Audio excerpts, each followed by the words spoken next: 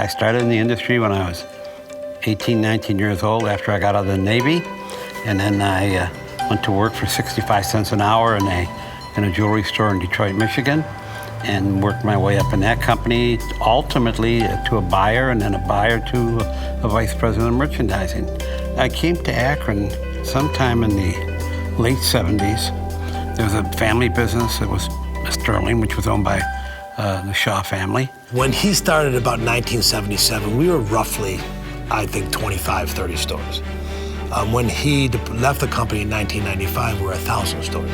Whenever I met other owners of jewelry companies at a trade show, I would just talk to them for a while, make friends with them, and then kind of drop in, well, if you ever want to sell out, give me a call. I got more calls than I thought I would ever get.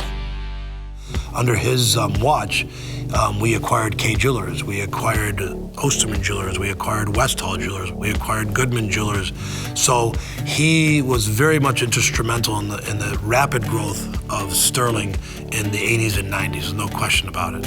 It was just an exciting time, to see that kind of growth going on. It's things that you read about in the Wall Street, but it was happening to you right here in Akron, Ohio. He did a fantastic job building the business, bringing in new concepts over the years, including Jared's. And he was always generous of spirit with everyone he ever met.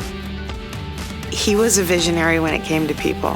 He saw something in individuals, in companies, in giving back before anybody else saw it. Getting people together, competitors on all fronts, to sit in one room with this one focus of doing good and giving back as an industry, that's a vision. That's a concept that didn't exist before. The Light family and the Denier family have always been close. My father and Nate threw 2 dinners, and each one wanted to give back to the industry and create a charity.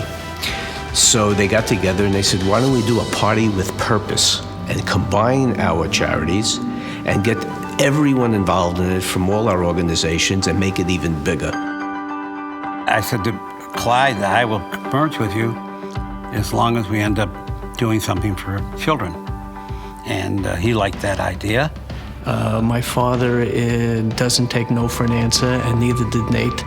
It was amazing watching these two create that dinner. And we got everybody involved because Nate had vendors from all over the world. And we had the manufacturers that we knew from the Plum Club and the 24 Karat Club. And everyone got together to contribute to this dinner. By Nate and a few of the other folks within the industry creating Party with a Purpose, that was the genesis that helped us think through how we can take that and make it into Jewelers for Children. So without Party with a Purpose as the beginning of that, we never would have had the platform to build Jewelers for Children, which has taken that mantle forward and become really the industry's charity.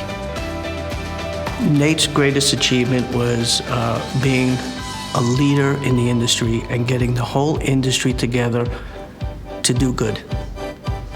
And there's always the guy who plants the seeds and then the tree blooms.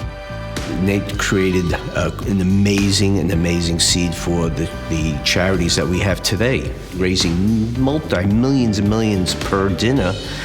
But think back, where did it start? And it all started with Nate.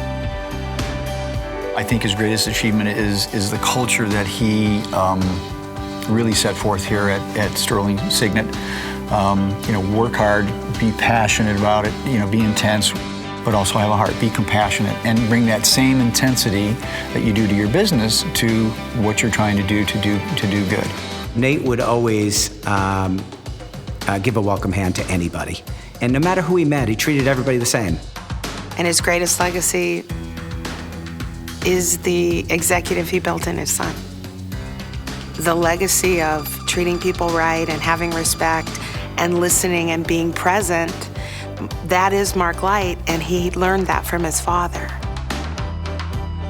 I firmly believe that by Signet giving back to charity, whether it be our partnership with St. Jude or American Cancer Society or Akron Children's Hospital, makes Signet a better place to work. And that that giving back stems really from Nate's leadership back in the 70s, 80s when he was the CEO of Sterling, to make sure that we're always thinking about giving back. As long as we sustain what we're doing and continue to grow it, I think it's something that, for me, would make me very happy.